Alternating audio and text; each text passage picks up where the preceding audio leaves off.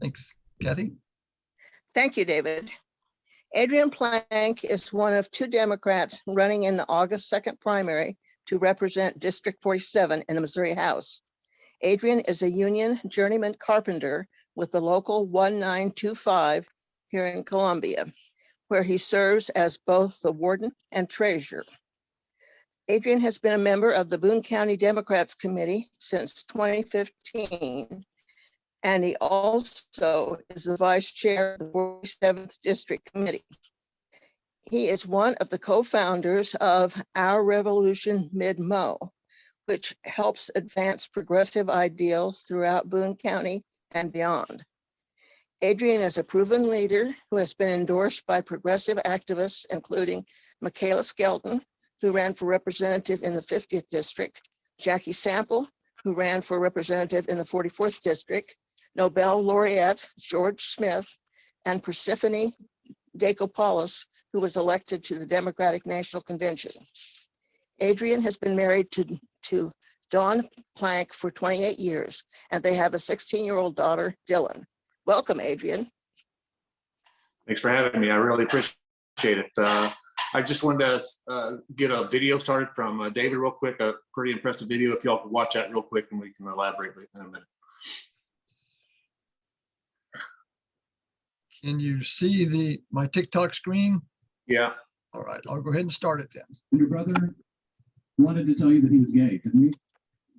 He was expressing that to the family, and he thought that that we would hold that against him and not let my children be around him. Why do you think he thought that? I don't know. It never would have happened. I'll tell you that. My kids at that point in their life adored my brother. Can I tell you, if I were your brother, I would have been afraid to tell you too.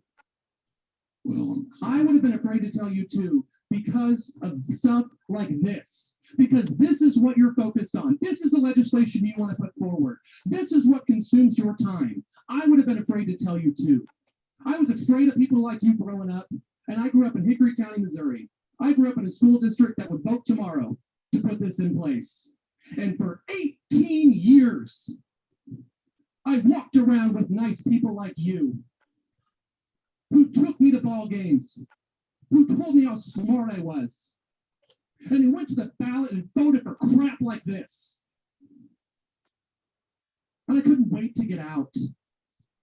I couldn't wait to move to a part of our state that would reject this stuff in a minute. I couldn't wait. And thank God I made it. Thank God I made it out. And I think every day of the kids who are still there, who haven't made it out, who haven't escaped from this kind of bigotry. Gentlemen, I'm not afraid of you anymore because you're gonna lose. You may win this today, but you're going to lose. And your brother.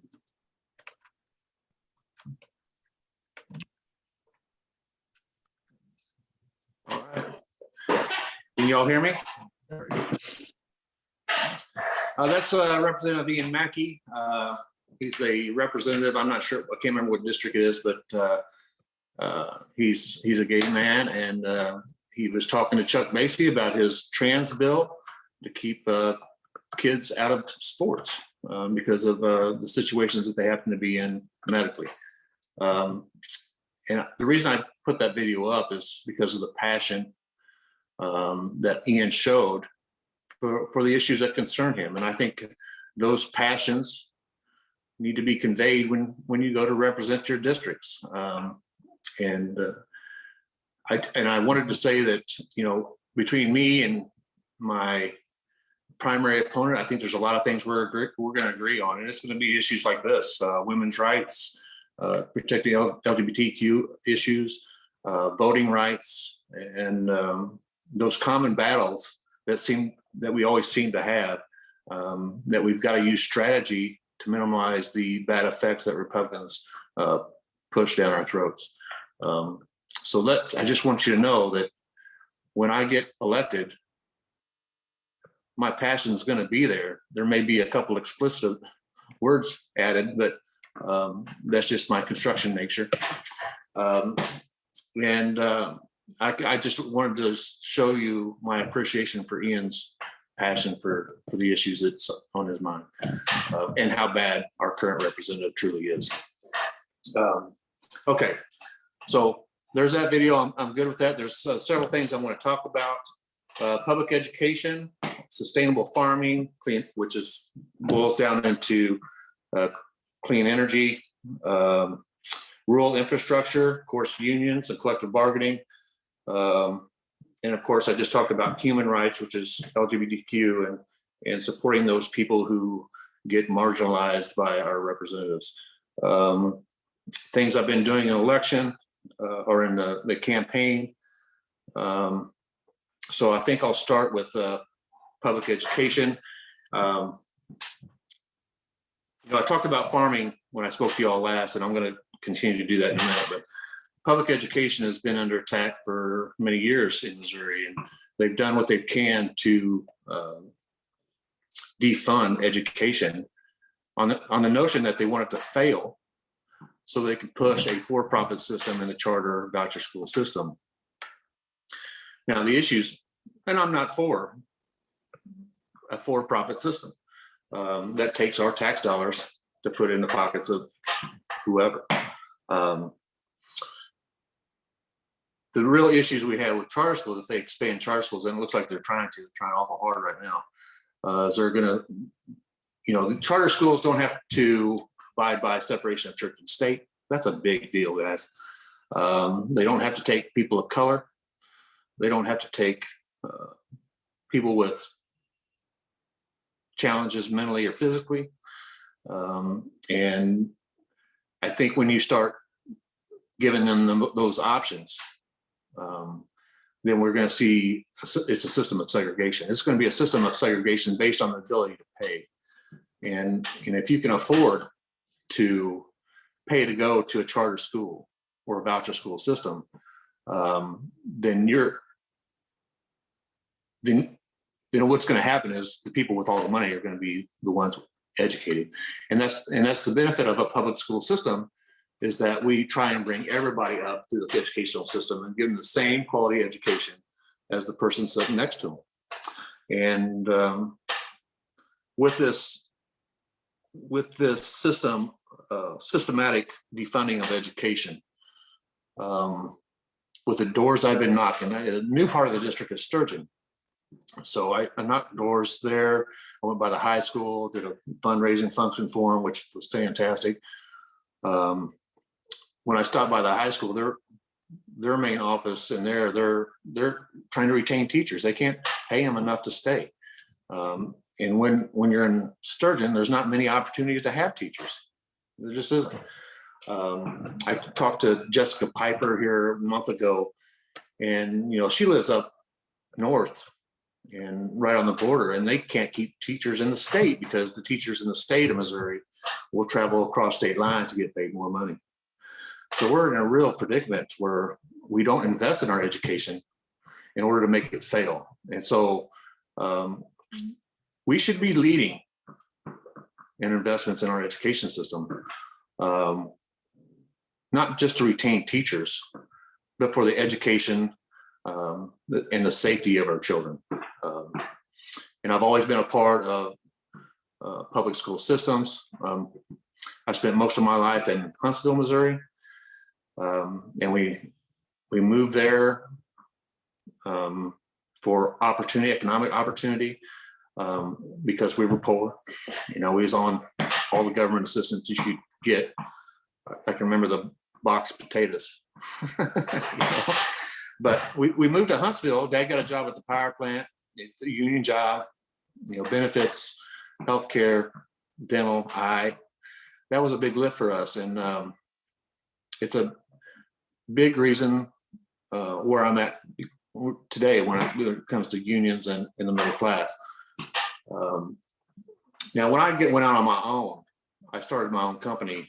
I did construction. I put granite and motels all over the countryside. And you've seen my previous elections. Republicans come after me pretty hard on that because I had filed bankruptcy. That was during the Bush Republican recession of 2008. And I held on until about 2010. which I paid myself $1,100 in 2 years just so I keep my employees paid so we can keep working. And it was a hard time for me because I had spent my travel times, which is part of the deal when you're chasing motel work. You're away from your family, and my daughter was young, and I missed a big part of her life. And so I guess what I'm saying is I'm looking for the positive in that. The bankruptcy took a lot of pressure off my shoulders, and it allowed me to spend more time with my family. So there is a positive to that, but I put everything I had into that company. And when your company struggled, you put on your tool belt and you get to work, and that's what I did. But it just wasn't enough in that economy at the time. So when I did that, I was in limbo. I didn't know what I was doing with myself. So I became politically active. About that time, Bernie Sanders came around. He spoke to me pretty hard with the economic system that we had and how it destroyed my business, because we pandered to big banks and hedge funds and a bad system, which put me under. And so I became really active with the Bernie Sanders campaign, which is why we mentioned Our Revolution, which is a division of it's a split off from the Bernie Sanders campaign to push economic justice for everybody, not just the very wealthy. And that's why he spoke to me, is because the wealthy make the rules. And when they make the rules, it's usually lead to them stepping on you as a working class person. And so I felt like I needed to get involved politically to make those changes and protect small business and the working class. And so I've been at it ever since. So I've stirred the pot. I don't mind stirring the pot. Matter of fact, it comes to change. And what I mean by that is, even unions aren't perfect. They're a government system, elected bodies from people who do the work and elected into certain positions inside that union. And at the top, it can be corrupt, just like our government. But when I got in, I tested in, which means I didn't start at the bottom because I was knowledgeable and educated in the construction field. And I went to the second highest level right away because I was able to test high enough to do that. I can remember being late on my union dues,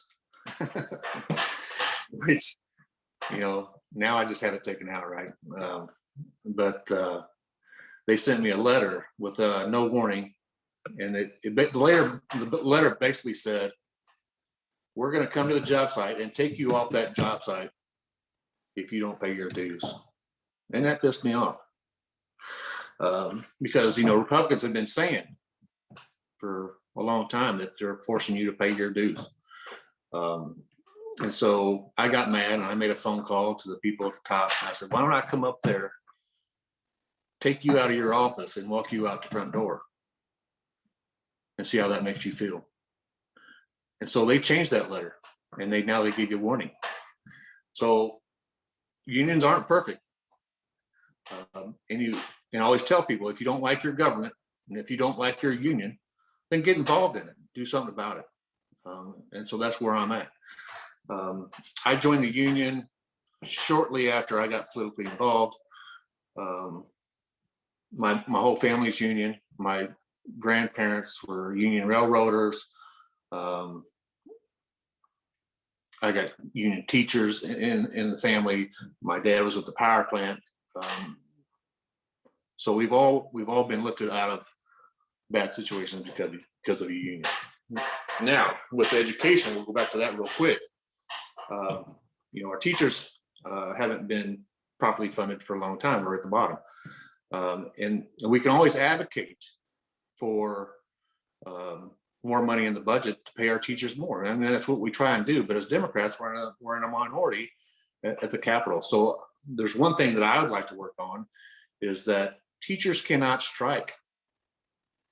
It's not allowed. They can be criminally charged for striking and shutting down a school for striking.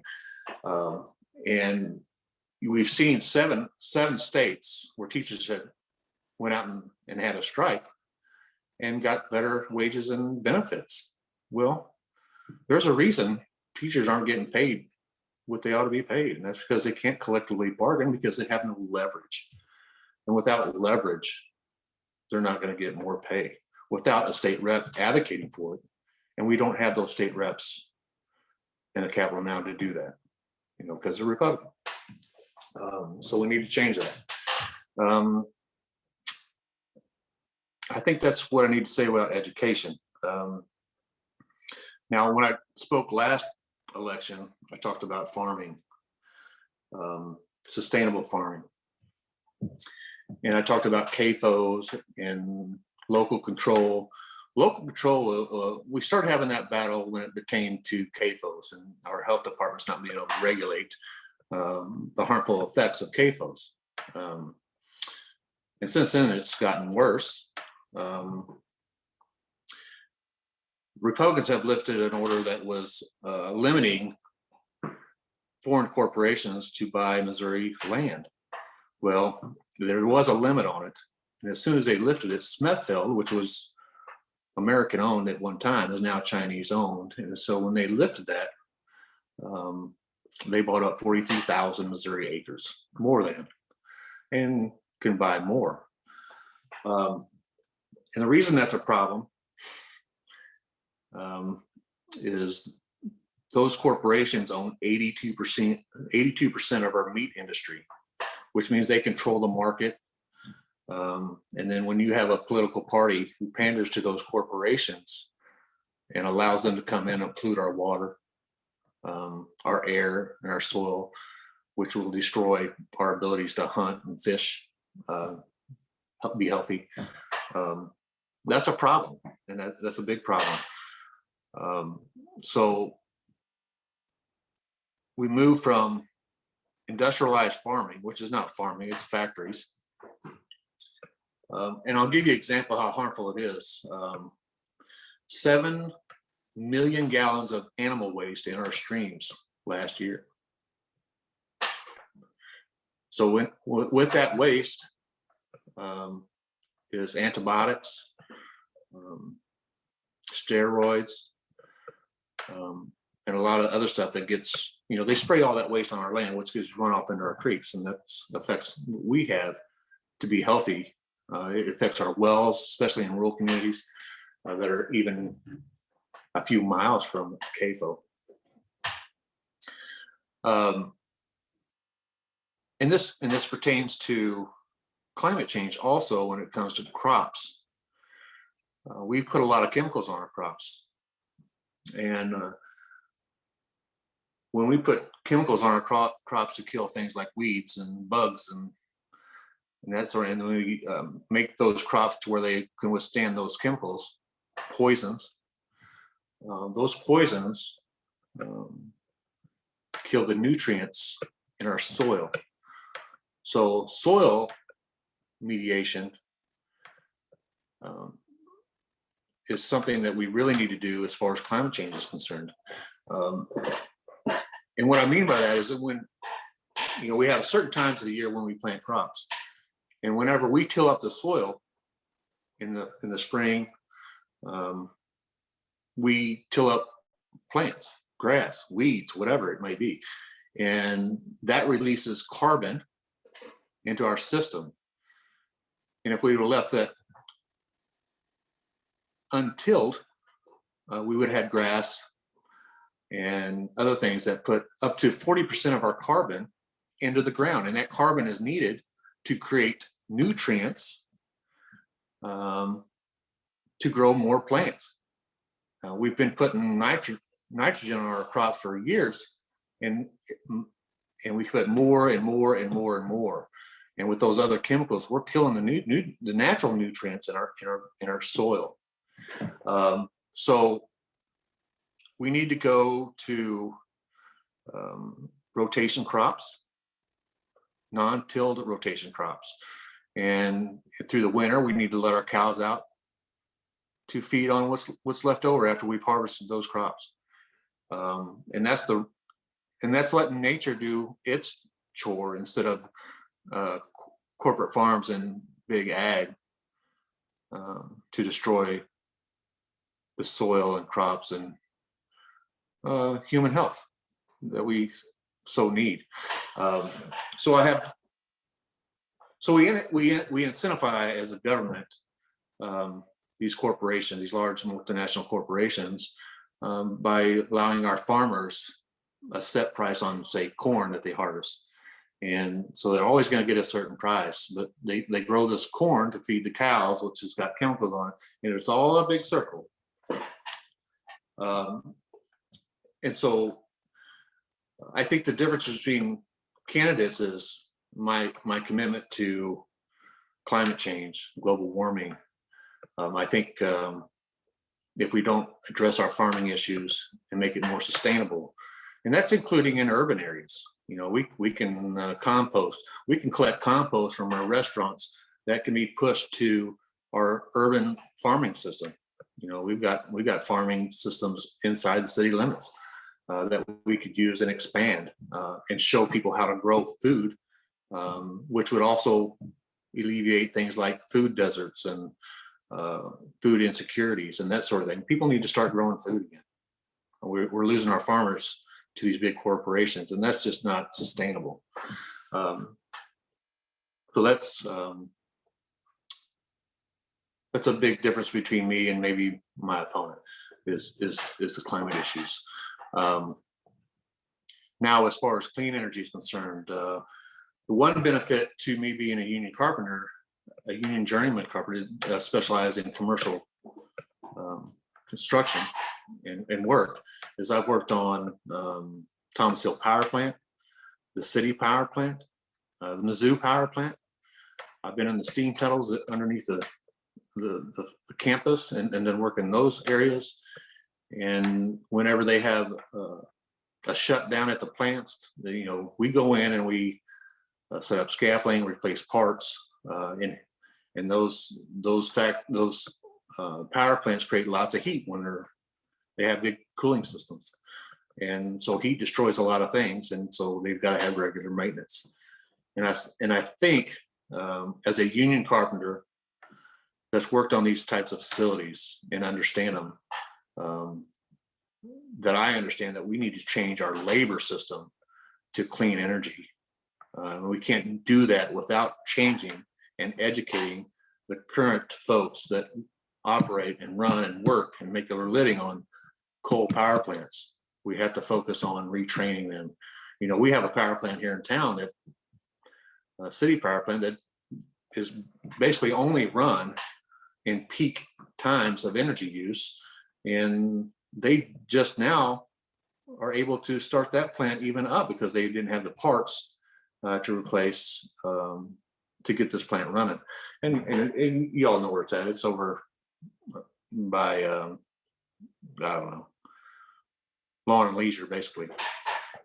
And it's an old building, and they can burn biofuel, wood chips, corn stalks, just like the MU power plant. They burn wood chips almost primarily, but they can do natural gas and coal also. So I've been in and out of all them plants. And of course, my he's retired from the Thomas Hill power plant, so we're familiar with that area too. But so that's my clean energy. We need to focus on, and I'm glad that we've got people like Mr. Foster, Scala, those folks who understand we need to start pushing for clean energy. I'd like to see a legislation that encourages community solar. You know, and with that being said, you know, we've got a foreign corporation looking to put 55-story windmills through Harrisburg. Those people do not want 55-story windmills. And I mean, I get it. And being a clean energy guy, we need to do a better job of either selling clean energy, or we need to concentrate on making sure those clean energy jobs and companies are Missouri owned or American owned. We can't allow them to have access to our energy grids either. And I think it's very important that we keep local control when it comes to that. What else do I need to talk about? Rural infrastructure, that's a big deal. Like I said, I've run in this district twice when it wasn't pretty to run in, and I've allowed a lot of people to jump on me as far as Republicans are concerned, which has not deterred me one bit. But you know, Roachport, they've got a cell phone tower, brand new, no equipment on it. Chuck Basey could be working on that, making sure they can't get equipment on it. They're looking for water retention. They've got flood waters, and I when they had the big flood here a couple of years ago, I went down to help do sandbags and that sort of thing. But you know, that's stuff that our current representative could be working on to get funding for, to help them with their flood issues. The mayor of Roachport said, yeah, Chuck just said good luck. And that's kind of embarrassing, really.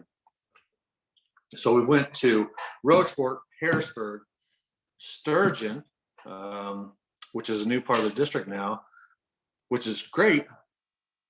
Even though they weren't in the district, they still know who I am. I've already knocked doors in Sturgeon.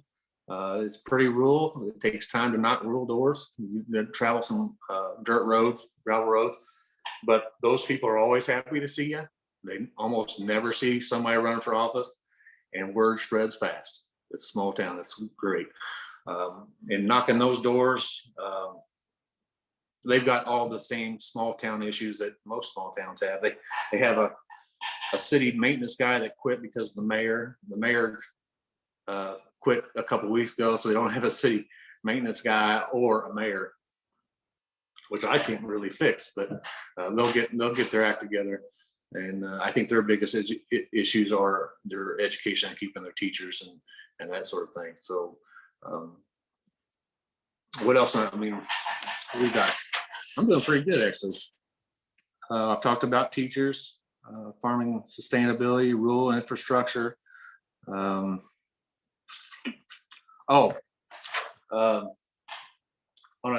another push for unions, I went to a GOT event for the Carpenters Union in Vegas, and it was a 3-day deal.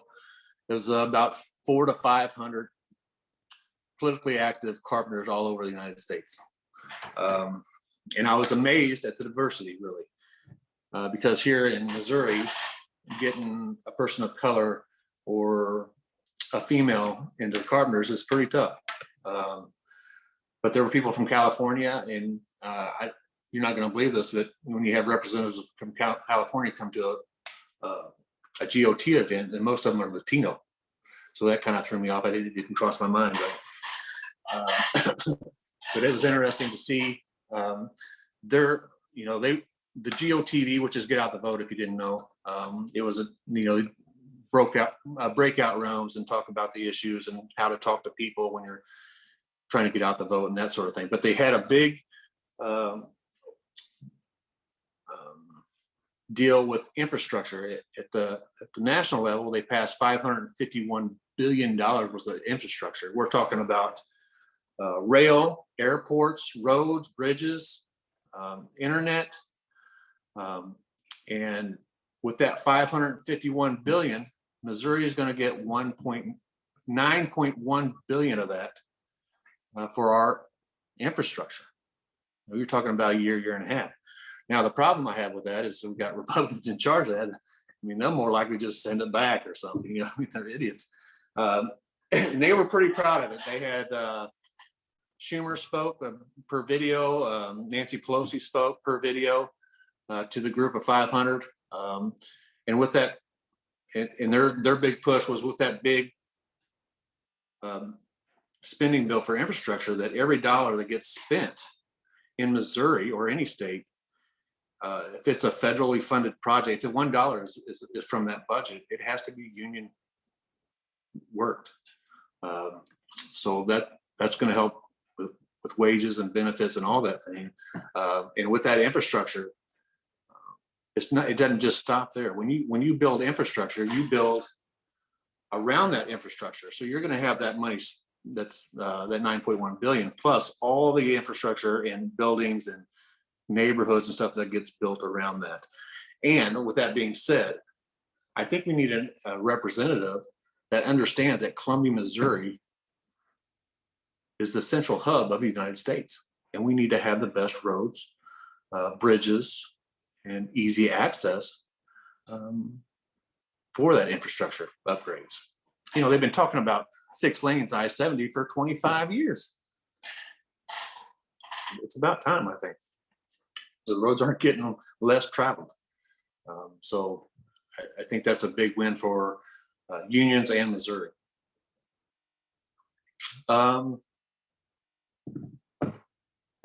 I think I've covered everything I wanted to cover.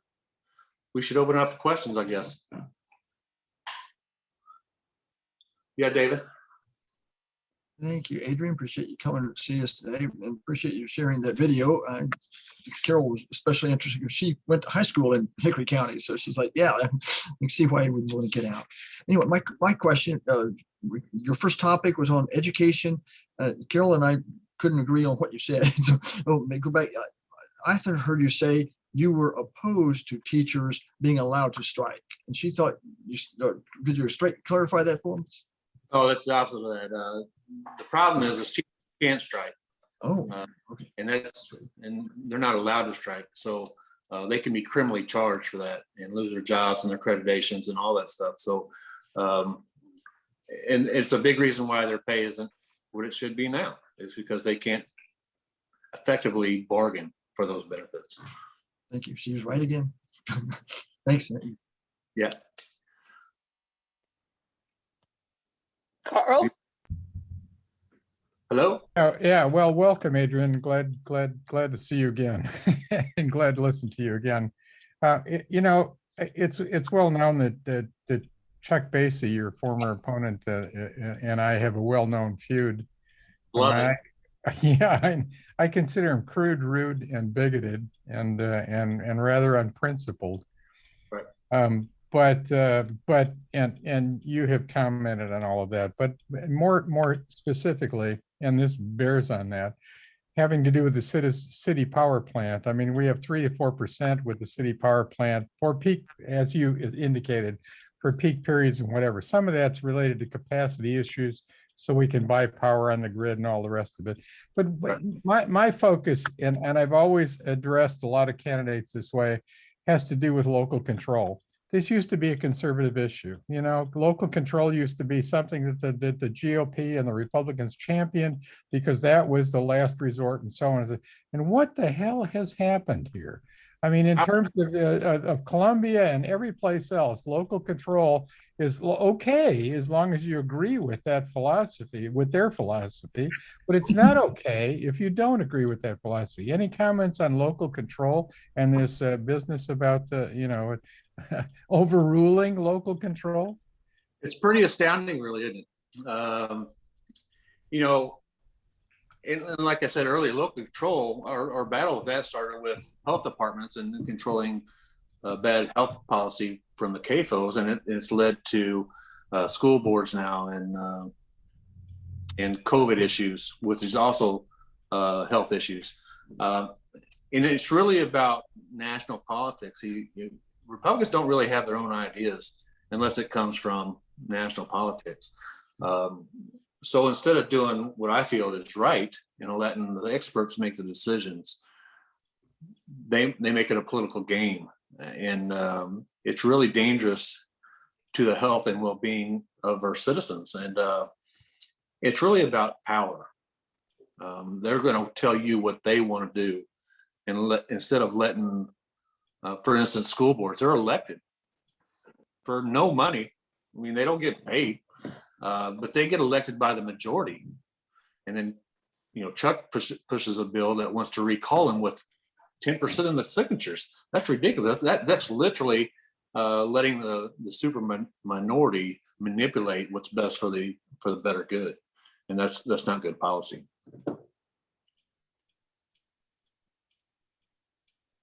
Did I answer you okay? Sure. I mean, we can talk about that ad nauseum. Yeah, David. I miss being in the headquarters with you and all the others, like in old times. I've had health problems and things that have prevented me. Maybe I'll come back. But I was struck by the opening that you used of Ian Mackey, and then your comments. It reminded me of what I discovered in the universities, that there has been a kind of generational change. Mackey and people younger than him, whether they're gay or straight, and particularly when they're not gay, they simply will not tolerate this intolerance anymore. So I like seeing you, a fairly obvious hetero cis guy with your family and your tool belt and all that, stand up and say that this is ridiculous, and that our young people, the ones coming on, just will not tolerate this kind of intolerance that Chuck Basie and others use as cash for their campaigns. I remember Ed Robb was a good example of this, a little more debonair style before. Like Carl said, Chuck is a rougher kind of cob, but he always tries to be the reasonable guy, that listens to everybody. This is not reasonable for human rights to be violated in such a way. And our young people in particular, gay or straight, they won't have it. And it's going to turn them away from our society and the togetherness that we need. So I encourage you to take a stand on human rights issues, because it's from your quarters where we need it. And I'll encourage you all. I wanted to do another video. If you haven't seen Martha Stevens Mad, she's got a video. I posted it on my site too. And if you want to see her mad, which you probably almost never do, she's talking about the same. She's irritated. Yeah. So, anybody else? I'll see if I can scroll through Pam, here. do you have a question? Yes, I do. Back to when you were introducing yourself, what is a warden of the union? It's keep the peace. When you have a room full of men, a couple of them can get irate every now and then if they don't get what they want. So we don't really have that problem. It's more a title than anything, but we've had, maybe one or two instances where people were frustrated with what was going on, which is common for any type of organized system. And just, I'm pretty good at talking people down and de-escalating situations, and I'm a big boy too, so that helps. So they said, you can be the warden. Good. Now, I'm glad you made that straight. One of my other concerns about schools now is the state legislature is wanting to tell the schools what they can and cannot teach. And I am very concerned about that, banning of books, etc. It's funny that people who profess free speech and freedom of press are banning books. It's really quite astounding. And I always thought it was funny, because whenever you start banning books, it seems like more people want to read them, which is hilarious, right? So they're their own worst enemies when it comes to books. I can remember, I used to go to church all the time. When I was young, I was 4 or 5, I was in Bible quiz, and I'm not much on it anymore, and I probably never will be, because I think the Christian faith has been hijacked by the Republican Party, and I don't think their beliefs correlate with what the Bible teaches. But I do think back when I went to church camp, I can remember them burning cassette tapes and 8 tracks and stuff like that. That was all evil. It's all evil. But it's a suppression of information, whether you want to hear that information or not. That information's out there, and it should be out there. That's how you learn. That's how you develop opinions and in your values, whether that information pushes you to the correct values or that information pushes you to the wrong values. It's still got to be out there for you to make your own decisions. And it's quite astounding, really. Chuck Basie's a big part of that. Who's the Republican who will be running against you? His name, Chuck's been grooming him for a couple of years now. Well, I'd say a year and a half probably. His name is John Martin. He's I think a pastor. I don't know much about him. He owns Pro Pumping. So he does a lot of crap work, I guess you could say. He does, I mean, I've done business with him before because I have septic tank and that sort of thing. And I think he has a non-compete agreement in the city, which I don't know that's a good thing. That's not what capitalism is all about if you got non-compete agreements. But I don't know much about him.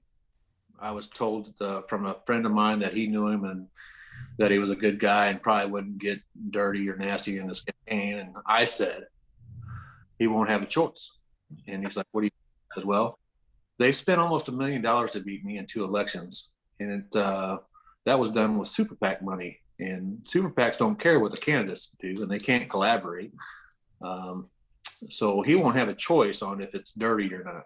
So I haven't even shaken his hand yet. I haven't met him. I'm on his Facebook page just to keep track of him. But I'd say I think he lives in the same area as Shemin does, actually. So, but I've known about him for at least a year, almost a year and a half. At the 4-H where they were auctioning off hams and stuff, he was purchasing several hams, which I just don't have the funds to do. A lot of money, $300 to $1,200, you know. So all I can do is watch. But if y'all have any more information on him, I'd love to have it. I mean, they don't have to be bad information. I give kudos where kudos are deserved, and if he's doing good things, I don't mind telling him.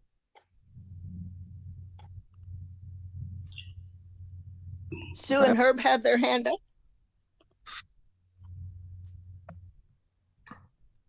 Sue and Herb? Adrian, I think we've known each other since when you announced or very shortly thereafter for the first run. Yeah. I'm impressed. Your presentation of complex issues is very articulate and substantively very penetrating. Very good.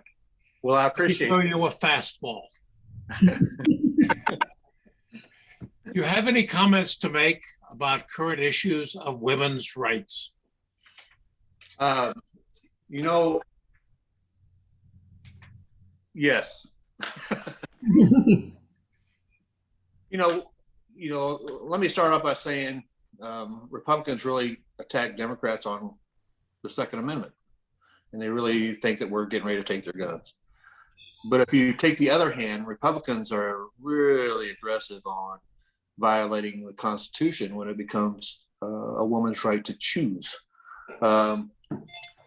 We've seen attacks in multiple states, and you can see that Missouri is taking examples from states like Texas and pushing those same policies in Missouri. For instance, Texas, it takes 265 miles on average for a woman to go get the medical treatment she needs when it pertains to her health issues with abortions. Now, Missouri is not that big a state, but we also have to have women are now having to travel to Illinois, especially Illinois across the border has built a nice facility. And most of those women from Missouri go there for their medical needs. And the problem with that is, when you're talking for like Planned Parenthood, is those services are people that just don't have the money to do that type of traveling, and it's putting a great burden on the poor women, single mothers,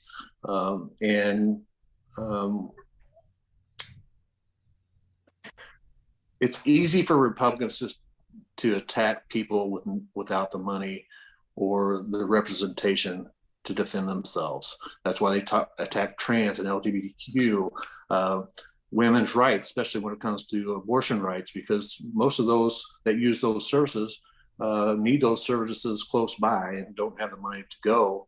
And that's a big issue when it comes to income inequality, with women's pay being partial what a man's pay is.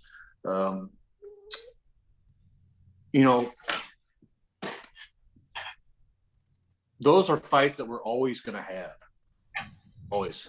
I mean, especially when we're in a state that's super majority Republican. So it's really a defensive fight with a little bit of offense, because there just aren't many victories right now with the Republicans when it pertains to women's rights. And so they push the limits on the hopes that it goes to court for our side, really. So it can be constitutionally challenged.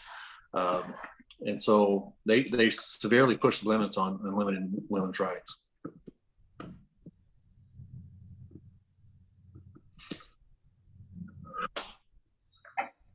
Hey, I'll add something. When you join a union, you get training and you work at the same time. So you get trained, you put in the hours, you get so many hours of training, so many hours of work, you get a raise. You put in so many hours of training, so many hours of work, you get another raise. They're guaranteed raises, guaranteed. And then when you get a paycheck, for instance, I don't care if you know how much I make. I don't care. I make $28 an hour. It's the lowest union pay in Missouri because of the region we're in. You know, St. Louis makes $41 an hour. But so what happens is when I get my benefits, it's on top of my pay. It's not taken out of my pay. So that's a complete turnaround on what your ability to make compared to the benefits that you get. You know, when you get a normal job, if you get paid $28 an hour, they take it out of your check, and which means you take home less money to live on. And so that's a big difference. And it doesn't matter if you're a woman. It doesn't matter if you're Latino. You're going to get those raises if you do the time to educate yourself and put the work in. So I think it's a good system, especially when it comes to income inequality. The problem is we're not able to get women to any degree anyway. We had my company that I work for, it's a small company. There's 2 to 3 people on it. It's called B Gap Construction. It's a young fellow. I stick with him because he's a damn good guy. We hired a young lady, and she was on course to get paid, but she didn't stick around long enough. And it's a hard, that's a hard atmosphere to work in with a bunch of men,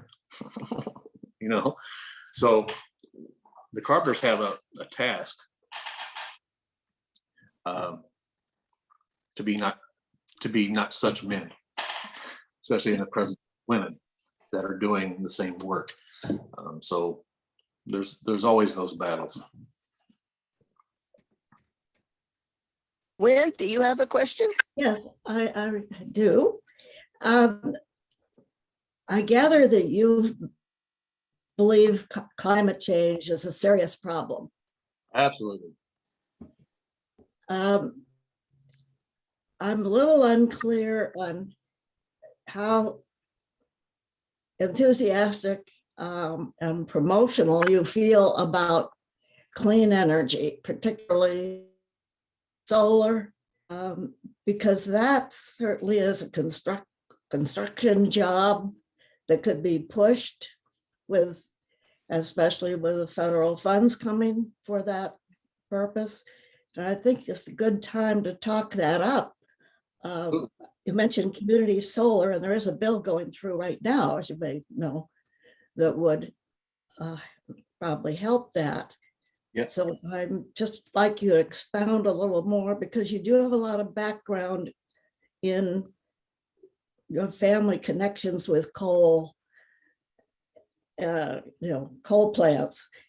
And that's sort of, there's a turnaround that you would have to really be pushing for clean energy right away.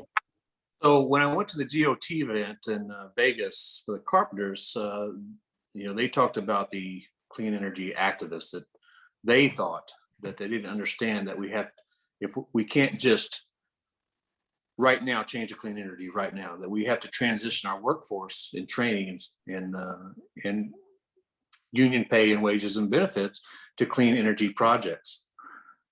So the carpenters union trains people to put in carpenters to install solar panels, commercial solar panels, which would normally be electricians, right? But if the IBW union leaves that market and doesn't embrace that market, then the carpenters will say, we'll do it. And you may get mad, but you had the opportunity and you let it fall. So their concern was the activists, they called it, which, I had to keep my mouth shut.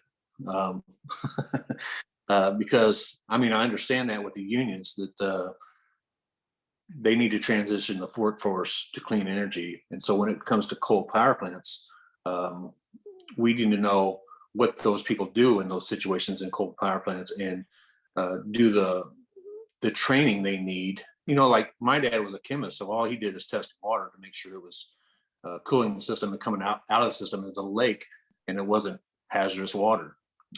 So we could retrain him into hydro, for instance. So there's many tasks that could be similar in the coal industry that we could minimize the training and switch them fairly quick, not quick, but fairly quick, and minimize their training.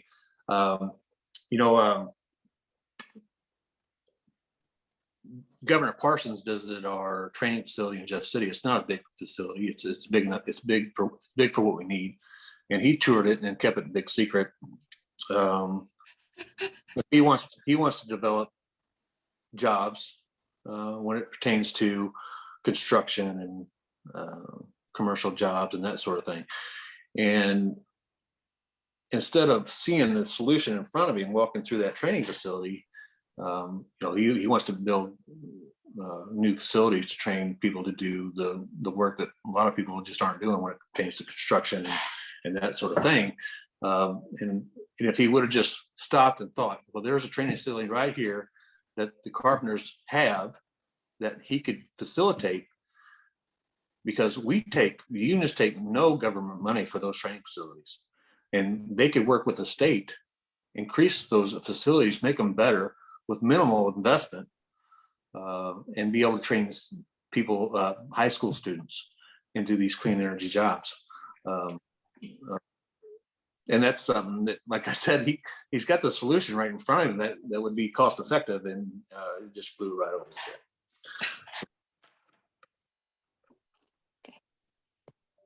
Herb and Sue?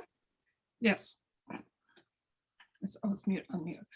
I just wanted to say, I worked for the state for years and years in personnel.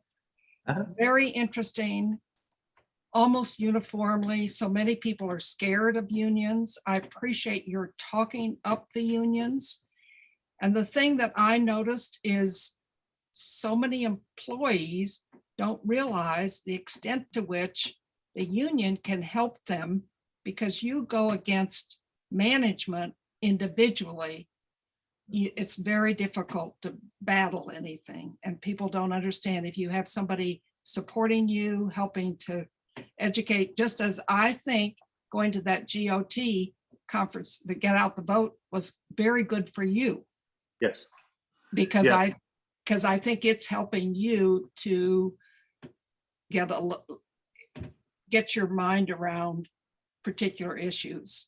Right. So I don't really have a question. I want to say I appreciate the tone, the different tone in a way this time, and I applaud you on that. And I really appreciate your continuing, though, to be a voice for the unions. Thank you. I went to the library yesterday, or before the Boone County Dems meeting yesterday, and they're trying to unionize the library, right? And so they're asking me why I'm there. I said, I'm just there to show support. And I said, these young people are trying to collectively bargain because they were, worried about COVID and pay rates and that sort of thing. And I said, these young people are doing the right thing, because they will come out better and make a better system at the library because they're getting treated properly. And your union is only as good as your members. All unions are not equal. And if you're, especially with state workers, they're not really as committed to the union as, say, the carpenters are. And if they understood that if they stood together, they would get more from it. And that's the message that should be sent, is it's about you. It's about the person next to you, the person next to them. And it's about making all the lives around you better. And that's what, I don't think in the state, you don't have collective bargaining. You can No. all you can do is just kind of represent, and that doesn't give you much clout. no, it doesn't. You've got to have leverage. And that's part of the strike part of it. You got to have leverage. You can't take advantage of the leverage. You got to use it whenever they're putting the squeeze on you, intentionally putting the squeeze on you. That's the issue with the teachers in the public education system. Right, I think our time is up. Adrian, thank you so much for coming by and help filling us in on your campaign, and good luck with that. Want to Yeah. welcome everyone back. Come back next week, where we're listening to Dr. Weber speak about voting issues. And so I'm looking forward to that too. And thank you all for being here, and especially Adrian again.